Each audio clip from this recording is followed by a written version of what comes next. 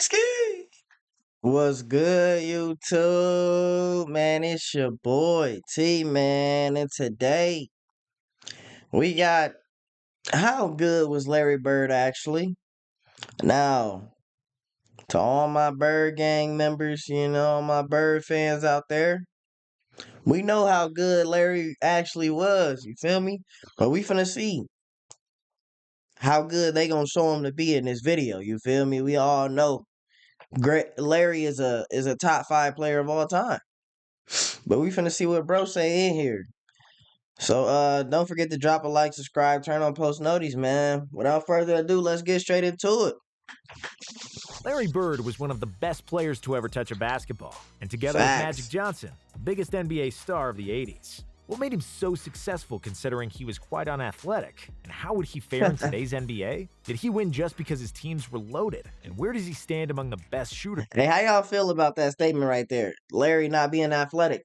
What do y'all count athletic as just like like jumping and speed? Like, is that athleticism, or is we taking more into account? You feel me? Because if we taking like fast hands, stuff like that, Larry's pretty athletic. Of all time. Watch the rest of the video to find I don't out. know. A hick from French Lick. Bird was born into a poor family in French Lick, Indiana, a town of 2,000 inhabitants. Larry grew up a shy, introverted kid who didn't talk much, and he did most of his talking on the basketball court. He grew up to 6'9" and played at small forward, but with his understanding of basketball, he could play whatever position he wanted. Larry finished his high school career as the best scorer in school's history, and he could choose where he wanted to go to college. He started playing for Bobby Knight at Indiana University, but didn't like the spotlight and being around so many people.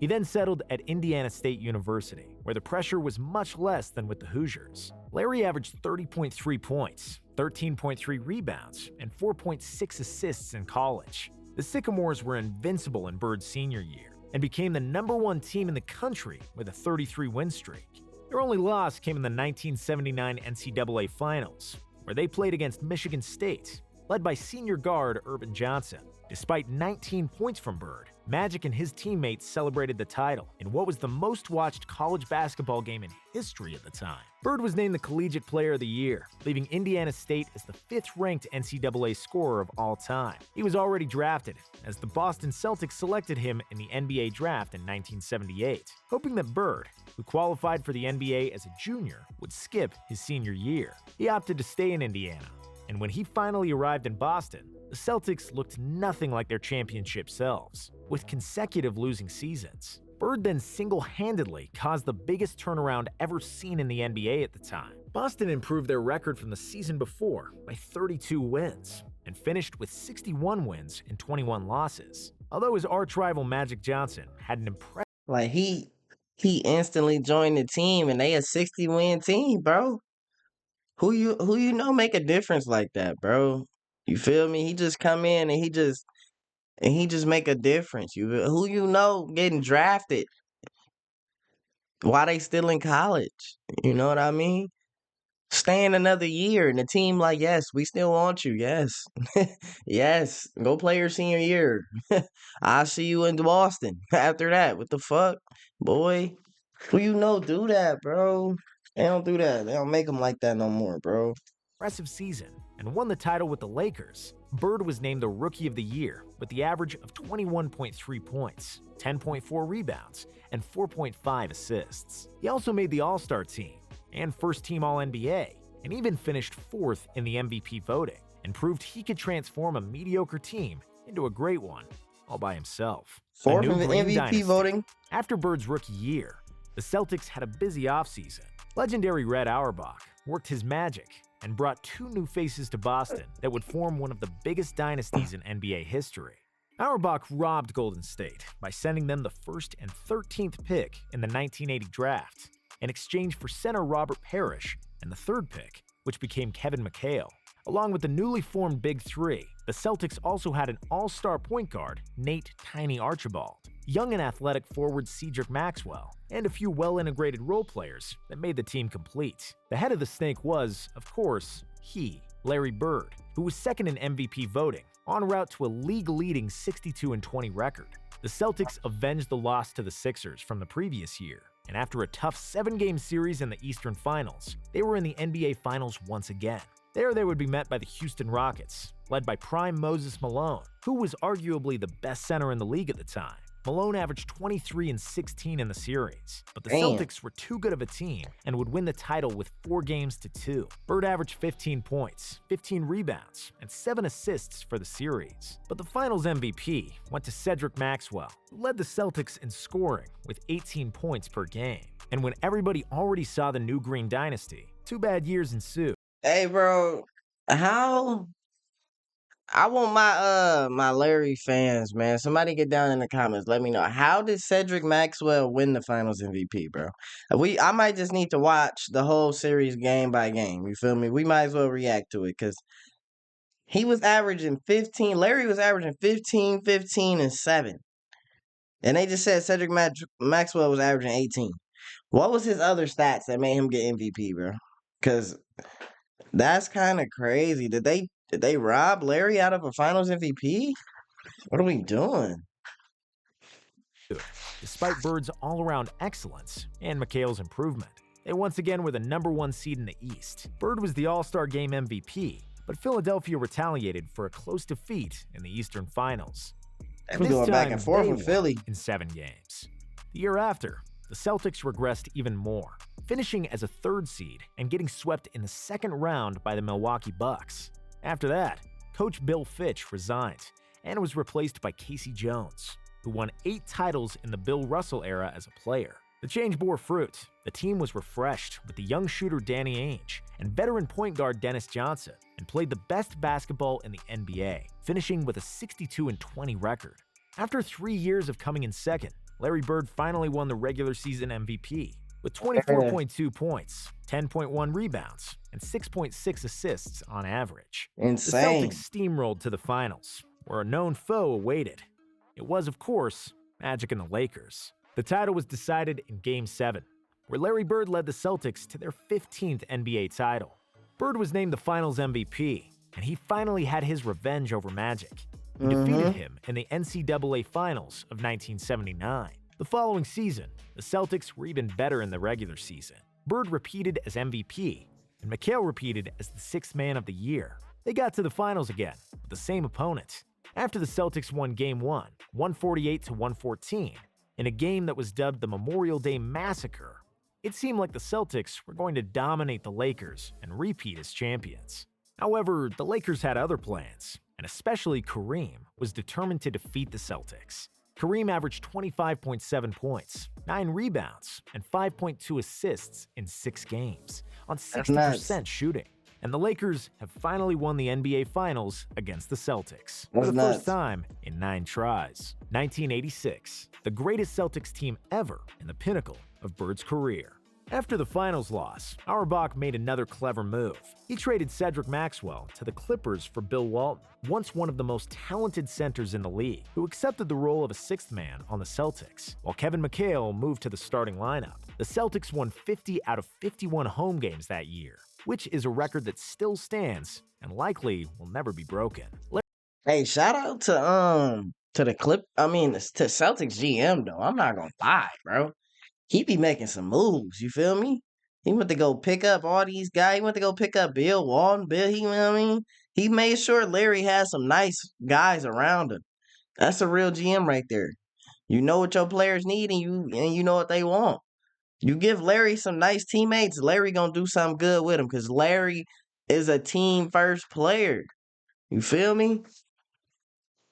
Larry Bird experienced the absolute peak of his game and basketball brilliance in 85-86. He deservedly won another MVP and became the only player other than Wilt and Bill Russell to win the award in 3 straight seasons. The 85-86 season birthed several games that proved the endless basketball genius of Larry Bird, and most notable is the left-handed game. Before the game against Portland, Bird surprised his teammates and journalists by saying that he would shoot the whole game with his left hand because he wanted to motivate himself for a relatively meaningless regular season game. How much did he score? Just 47 points, 14 rebounds, 11 assists with a game-winning shot, and 22 points scored with his left hand out of sheer boredom and fun. And those are the reasons why he was called Larry Legend.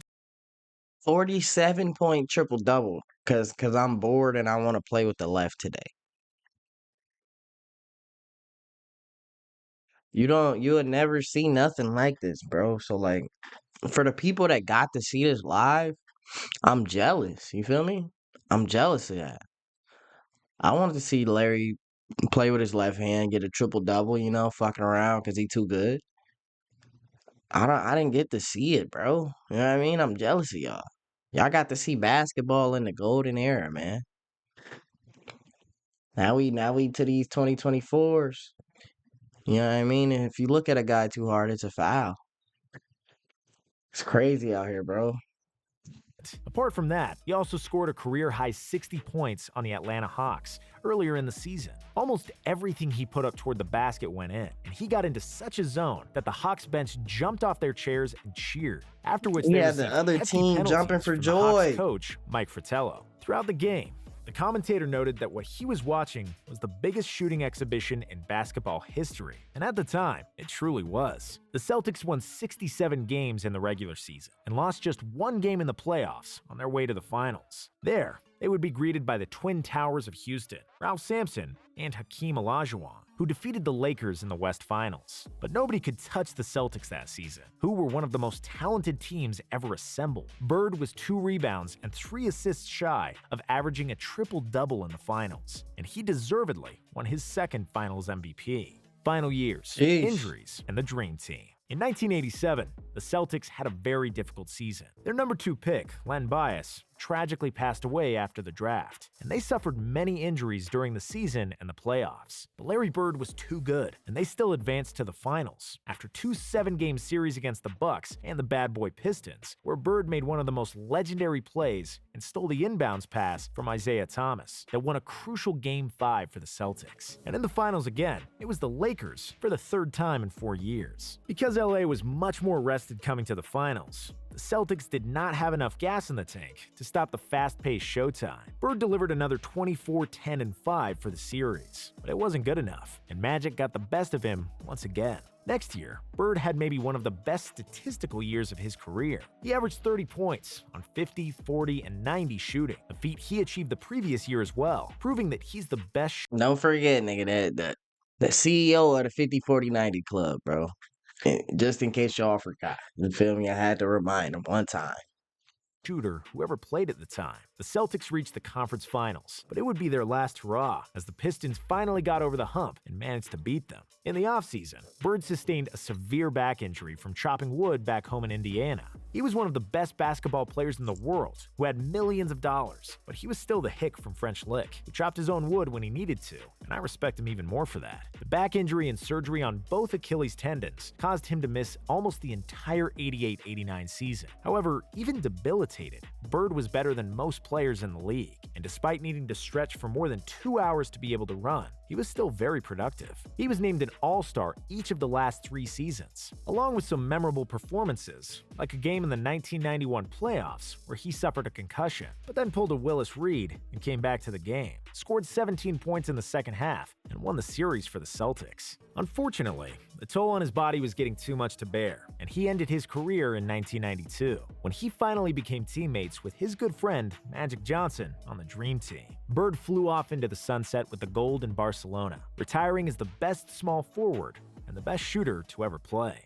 Legacy. Trash-talking god, top 10 player ever. One of the most famous Larry Bird trash-talking stories is from the 1986 three-point shooting contest, when the legend walked into the locker room and asked all the other participants who's coming in second after him. Of course, he went on and swished near every three-pointer and won, all without taking his jacket off. Bird would win the three-point shooting competition the next 2 years as well, and before Reggie Miller came along, there was no argument who's the best shooter ever. On the 26th of December 1990, Indiana's Chuck the Rifleman Person said he's going bird hunting before the Celtics game. Bird replied that he'd got a Christmas present for him, And while Chuck was on the bench, Bird got the ball in the corner just in front of the Pacers bench. He hit the jump shot, turned to Chuck, and said Merry effing Christmas. And that's who Larry Bird was, and how he talked. He was the ultimate competitor, and he had all the skills in the world to back it up. He'd tell players where he would get the ball, what he was going to do, and then do it. And there was nothing they could do to stop him. He accused the opposing team of putting a white guy to guard him because he felt that was disrespectful. And if you watch Space Jam, you know that Larry isn't white. He's clear. Bird would drink half the bar under the table. Sometimes he'd fight people in the bar as well, and then go to the game the next day and dominate, as if nothing happened. Bird was a unique player, and there was nobody like him. At first glance, his moves look almost clumsy, far from physically dominant or athletic. He rarely dunked, his vertical was average at best, and he never played exceptionally fast. From the neck down, in basketball terms, he was nothing special. From the neck up until the end of his fingertips, he was pure genius. There's no doubt that he would be a great player in today's era, where we can see players like Doncic and Jokic dominate the game without great physical talent. Bird was one of the top 10 players who ever played, and one of the best pure shooters ever. He was the best player in the NBA for almost an entire decade, despite the brilliance from Magic and the athleticism of Michael Jordan. And like Magic Johnson said, there will never be another Larry Bird. There will never ever be another Larry Bird, bro. Y'all let me know who y'all think the closest to Larry Bird in today's game, bro. Is it Luka?